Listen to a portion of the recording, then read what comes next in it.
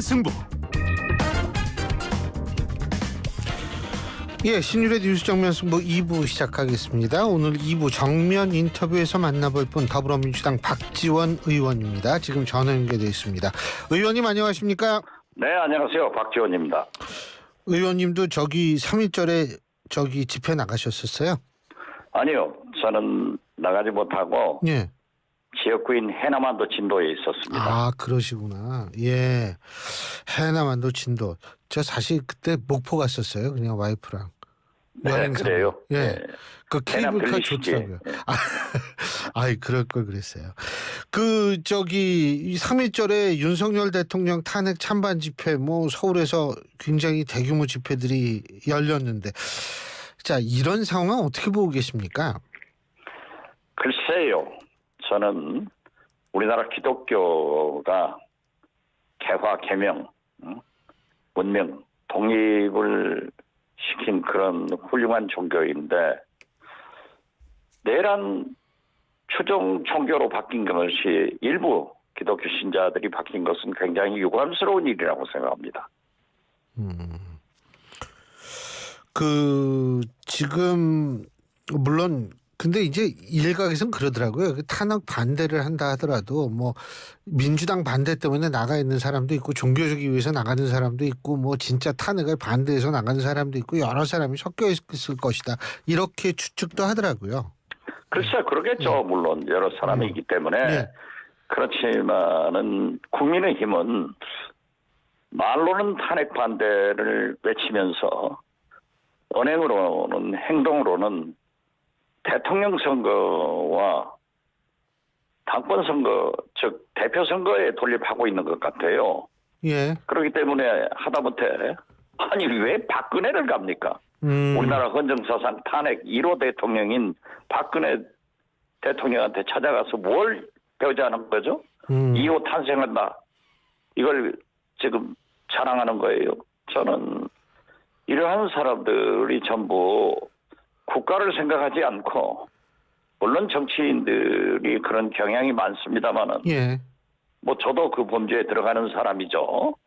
그렇지만은 말로는 탄핵을 반대하면서 실질적으로는 대권에 가 있고 당권 도전을 위해서 이렇게 찾아다니면서 유력한 지지를 얻어내므로 당권을 잡겠다.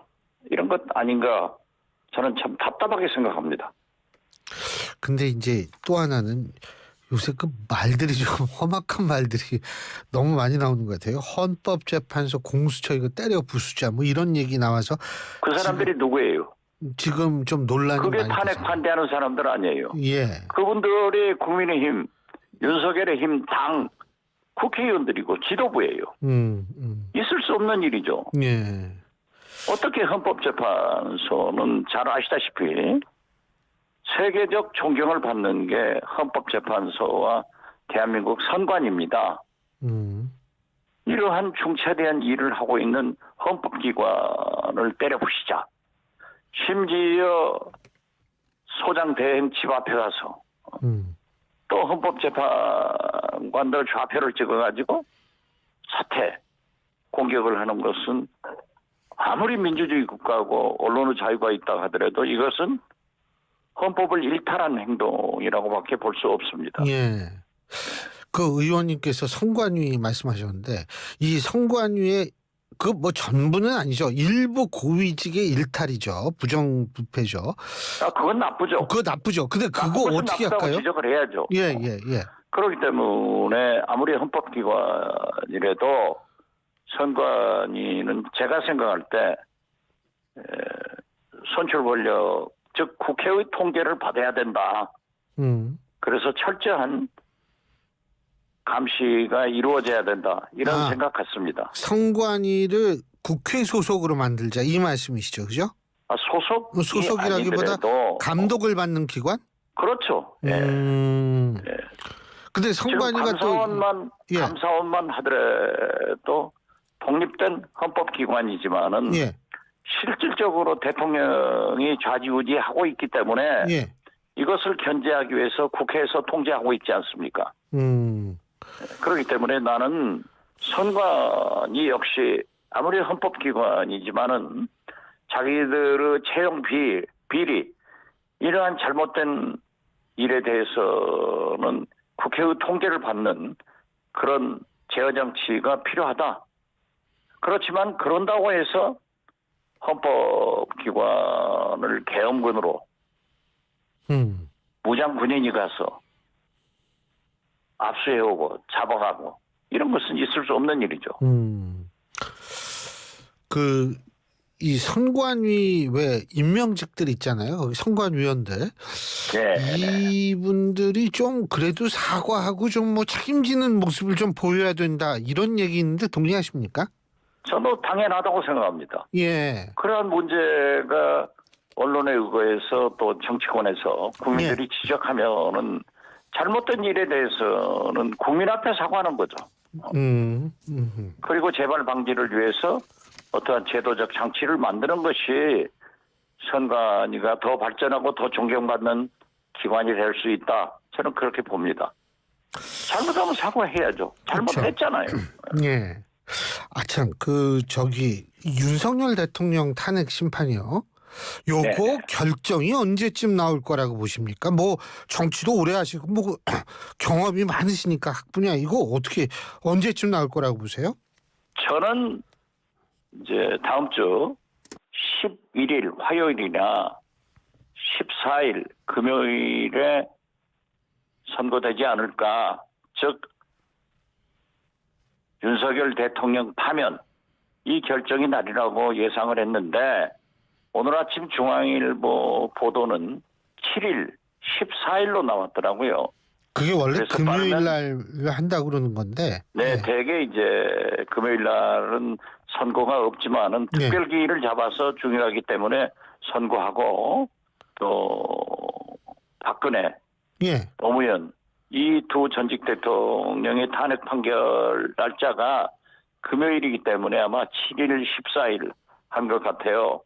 빠르면 빠를수록 좋기 때문에 저는 중앙일보 보도 7일 이번 주 금요일 날 이루어졌으면 좋겠다 이런 생각 같습니다. 그 11일이라는 얘기는 저도 얼핏 어디서 주워 들은 것 같아요. 근데 하여간 제가 많이 하고 다녔습니다. 아유, 그렇군요. 아, 이거 오리지널 저걸 만났네요.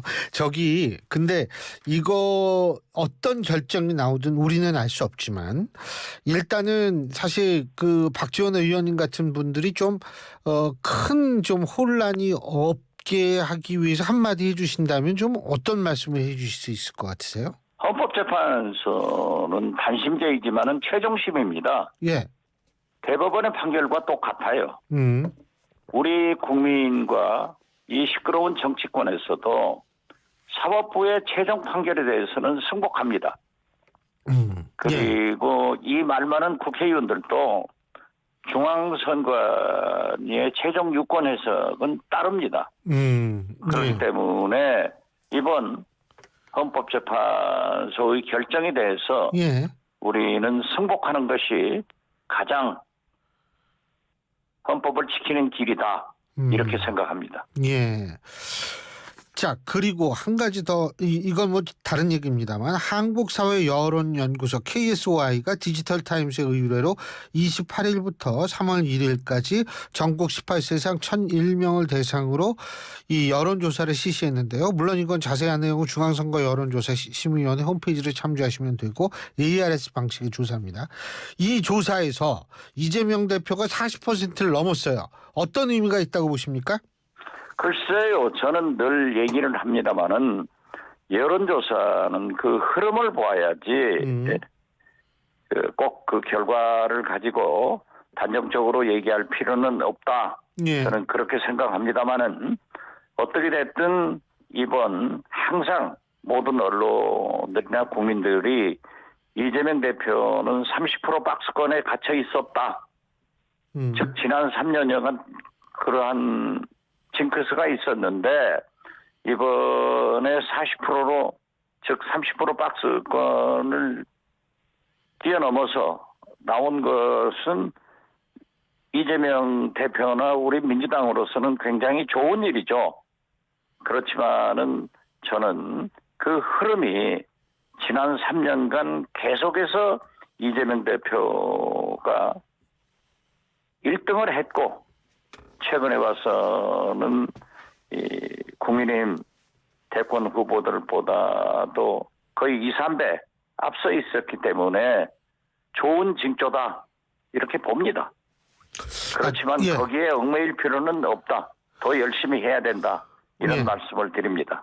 근데요, 이재명 대표가 K 엔비디아 뭐 이런 얘기 했지 않습니까? 30% 정도를 국가 가지면, 야, 이게 세금에 의존하지 않고 좋을 것 같다. 어떻게 평가하세요? 근데 국민의힘은 난리가 났던데요? 이 자본주의. 국민의힘에서 얘기하는 것이 저도 오히려 이상하다고 생각합니다.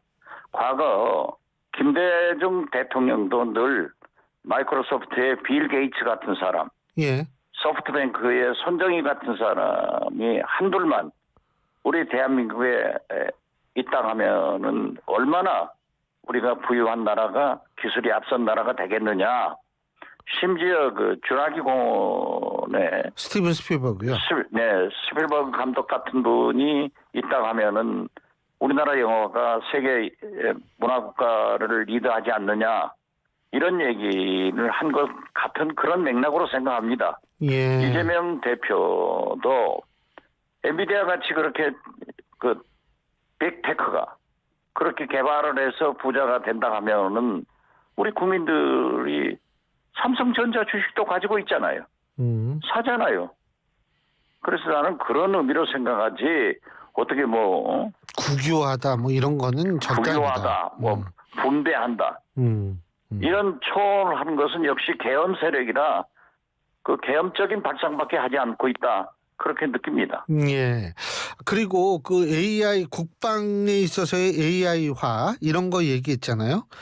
그거는 어떻게 보십니까? 국방도 지금 AI 시대인데 그러니까 이제 할 수 있는 것은 해야죠. 예.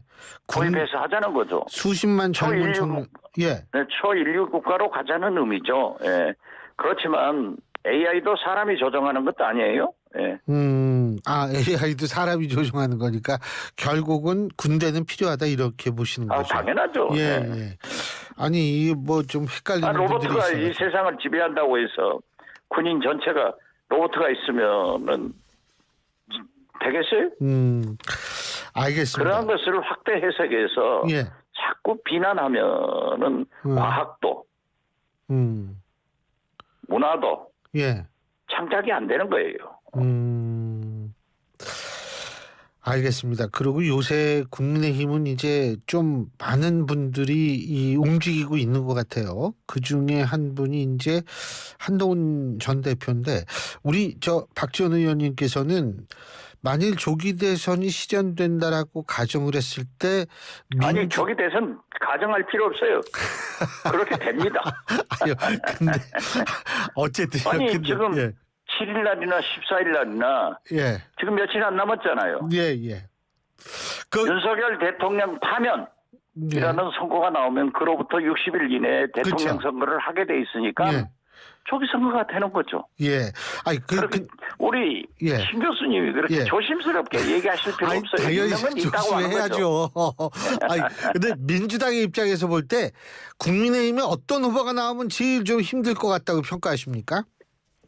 그것은 민주당이 계산할 필요 없어요. 예. 제가 볼 때는 국민의힘 당원과 국민이 결정할 후보를 우리가 미리 얘기할 필요는 없다. 그렇게 보고 저한테 만약에 최종 경선을 누가 하겠느냐 이렇게 질문한다 하면은 제가 답변할 수 있죠. 예. 누가 합니까? 저는 김문수하고 한동훈 이 두 분이 되지 않을까 이렇게 봅니다. 그 이유를 조금만 더 정치 구단이시니까 조금만 더 설명해 주시면. 김문수 장관은 우선 이 극우 세력들, 즉 정광훈 목사 등 그러한 세력들로부터 지지를 받고 있고 한동훈 대표는 조금 더 다른 세력들로부터 지지를 받고 있기 때문에 그렇게 경선을 붙는다 하더라도 최종 후보는 역시 김문수 장관이 될 것 같다. 저는 그렇게 예측합니다. 당내에서 아무래도 지지가 더 높을 것 같다. 이런 그렇죠. 말씀이시죠. 그리고 예. 지금 제가 모두에도 잠깐 언급했습니다마는 왜 박근혜 대통령한테 찾아갑니까? 이분들은 말로는 탄핵을 반대하면서도 언행은 이미 조기 대선 준비하고 대선 있다. 조기 대선에 가 있어요. 그리고 대권과 함께 예. 자기 당권을 생각하는 거예요. 자기들이 패배하더라도 당권은 가지고 가야겠다. 그러니까 극우 보수 세력의 일정한 지분을 가지고 있는 박근혜 찾아가잖아요. 박근혜 대통령은 우리나라 현직 대통령 탄핵 1호입니다. 예. 이제 2호가 탄생하면서 그 노하우를 배우러 갈 리는 없잖아요. 그분의 지지 세력이 당권에 또는 대권에 도움이 될 것 같으니까 찾아가는 것 아니에요. 그 명태균 씨 문제는 국민의힘 대선 국면에 영향을 줄 거라고 보십니까? 영향 주죠. 예. 어떻게 됐든 예. 검찰이 명태균 씨가 지금 얘기하는 걸 그대로 두고 볼 수는 없어요. 그리고 명태균 씨는 사실 지금까지 말씀하는 거 보면은 약간의 과장, 뻥은 있어요. 그렇지만은 팩트는 사실관계는 정확해요. 그리고 늘 그분은 다른 분과 달리 증거물을 딱 내놓더라고요. 백업이 되잖아요. 그러니까 명태균 씨가 말한 게 지금 틀린 게 없잖아요. 윤석열 대통령은 나는 취임하고는 한 번도 연락 안 했다. 육성이 나오잖아요. 김건희 다 나오잖아요.